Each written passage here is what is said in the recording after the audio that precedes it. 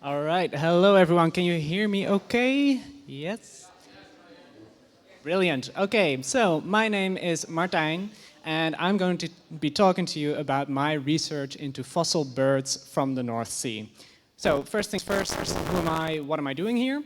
I graduated from the Jacob van Liesveld back in 2021, and since then I have done active research into bird fossils. That's me last year presenting my bachelor's thesis at the Natural History Museum Rotterdam, and I'm going to be sharing some of the highlights from my research with you today. So, when you think of birds from the North Sea, I'm sure you think of gulls, first and foremost. Obviously, as soon as you go to the beach, you find lots of them. The North Sea also has some typical seabirds, which you might not be as familiar with. This is a common Meer. It's functionally the closest thing we have to a penguin. They're just not related. Obviously, these birds die, and sometimes they sink to the bottom of the sea, and you might find their remains there. What you might not expect is that the bottom of the North Sea also yields very different species. For example, this common moorhen, which is a freshwater bird and has nothing to do in the saltwater, or much more surprising species, like snowy owls. Last I checked, these don't swim very well. So the question is, what are they doing on the bottom of the North Sea? How did they get there? The answer is that the North Sea used to be dry. This is called Doggerland. Doggerland is the dry North Sea area during the last ice age in the late Pleistocene, which ended about 10,000 years ago. What you see here is kind of a steppe-like environment with the most famous representatives, of course, being the woolly mammoths, the woolly rhinos, steppe bisons, cave lions, and so on, but also unexpected species of birds that don't belong on the bottom of the sea. So what happens at the end of the Ice Age? Doggerland is covered in water again. Prudent listener might notice here that I lied in my title. Doggerland did not sink. It is not a sunken land. It was inundated, meaning that the water levels rose while the land stayed right where it was. So all of this beautiful fauna disappears into the sea, but it reappears today on our beaches, most famously Maasvlakte 2. So we're dealing with the fossil record, and that creates some interesting trends. Can I see a show of hands in the room? How many of you have seen this bird species? It's not a trick question, it's really just a regular crow. So everyone, right? How many of you have seen this species in the wild? Nobody. One, maybe. And that makes sense. This is the long-tailed duck. In Dutch, it's called ijseend, and it's very rare today. Only a few of them spend their winter in the North Sea and may sometimes be seen from shore. However, if we look at the fossil record, we find lots of long-tailed ducks, and if you're waiting for some crow bones, well, so am I. We don't have any fossil crows. Does that mean that Doggerland is some sort of place that has no crows whatsoever? Probably not. This is a case of bias. One of the main reasons why we find so many ducks and not as many of other birds is that ducks are very strongly built. They are comparatively plump, and so their bones are stronger than, for example, a crow's and fossilize better. That means that ducks are a good model family to look at past bird distributions in the North Sea. So that's what I did. This is the work of my bachelor's thesis. We published it around Christmas last year, and I'm going to walk you through some of the highlights of it. Now, obviously, these ducks form a very significant part of our fossil record when it comes to birds, because they are so abundant. But we knew very little about what kinds of ducks we had. Why is that the case? Well, first and foremost, there are 24 European species that you need to consider when you're identifying a bone. Notice the asterisk. I'm not going to explain it for dramatic effect, but that will come to you soon. All these 24 European species are extremely similar. For example, these two ducks are different species. You might be able to tell them apart by this blue wing panel here. But if I cover that up, you'd be hard-pressed to find real, easy differences. And that's when all of their feathers are still attached. We're dealing with isolated single bones that are more often than not severely damaged. So there's a lot of difficulty identifying them. In short, nobody was stupid enough to dedicate themselves to researching ducks until I came along. So that's precisely what I did. I dedicated a lot of time to studying duck bones. I examined 304. Here's a selection of some of the prettiest or most interesting. I studied humeri, which is the upper arm bone, coracoids, which are part of the shoulder girdle. We humans do not have this bone. And the carpometacarpus, which is essentially the middle hand bone. As I mentioned, the long-tailed duck is really abundant when it's actually very rare in the North Sea today.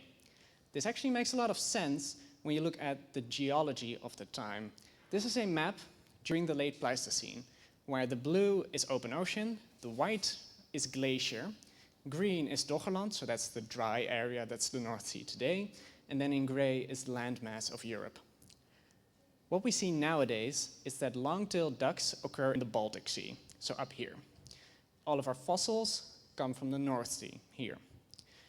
As you can see, the Baltic Sea is completely inaccessible during the late Pleistocene because it's covered by a glacier. So there's not much dabbling for these ducks to do. They cannot go there. On the contrary, the North Sea is available. And as the climate warms up at the end of the Ice Age, the glaciers melt and temperatures rise here. That means that the species is likely to shift northwards, because further north is generally colder. And then the most logical place to end up is right here in the Baltic Sea. So this helps us understand why they are currently found in the Baltic Sea. Another very exciting find was this harlequin duck. You're probably not familiar with it, and this is in fact the 25th species in Europe. It does occur around Iceland. In theory, that's not that far from here, right? However, this species never ever leaves Icelandic waters. There is one record of a harlequin duck being seen alive in the Netherlands, and that was back in 1984. Safe to say, this is a very rare species that you would not expect to find here, and it gave me quite the headache trying to identify this bone because it didn't match anything. What does this mean? It means that it is most likely a vagrant. In Dutch, that is a dwaalgast, meaning that essentially it got lost and ended up in the North Sea even though it doesn't belong there. That's something that happens every day today. Just look at any nature website like observation.org or eBird, and you will find a list of probably 10, 20 rare species currently residing in the Netherlands that don't really belong there usually. Of course, that happened in the past too. We just don't really find evidence of it that often. So this is a very exciting find. So these are interesting things that I did find. A very interesting thing that I did not find is the common eider. If you're not familiar with the eider duck, perhaps you're familiar with eider down, which is used to make lovely soft pillows and soft blankets. And this is the second most common duck species in the North Sea today. Huge numbers of them, thousands upon thousands. But it's completely absent from the sample. Now that led to a wild goose chase, forgive the pun, and ultimately a hypothesis on why this is that I presented in Zurich at a conference.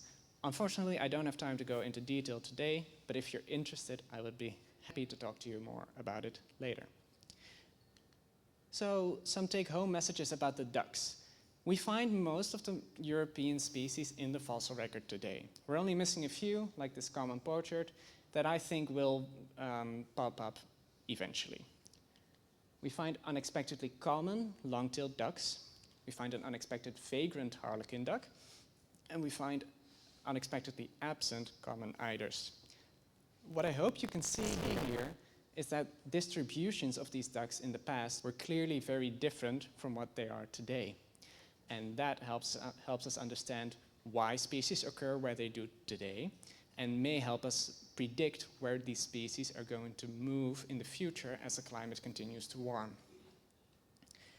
Now, I want to take you through some more highlights This was the first research project I did, and in my opinion, these are the coolest bird fossils that you can possibly find.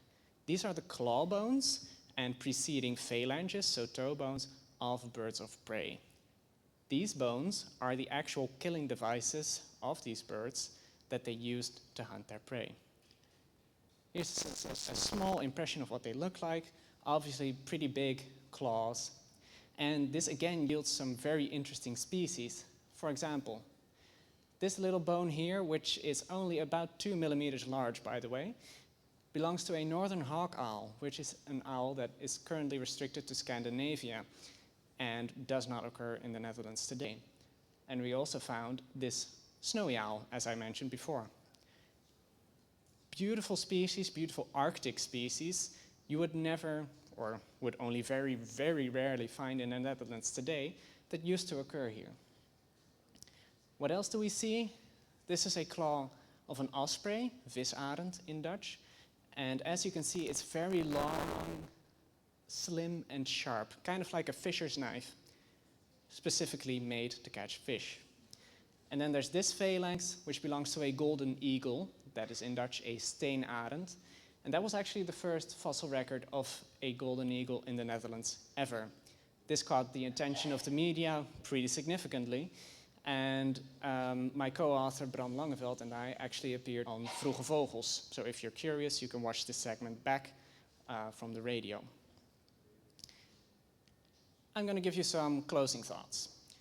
North Sea bird fossils reveal very unexpected species that you would not see here today. Concentrations of these fossils can be informative of population origins. Think of the long-tailed duck. We now have a better understanding of why they occur in the Baltic Sea. And studying the past may help us understand the present and thus predict the future.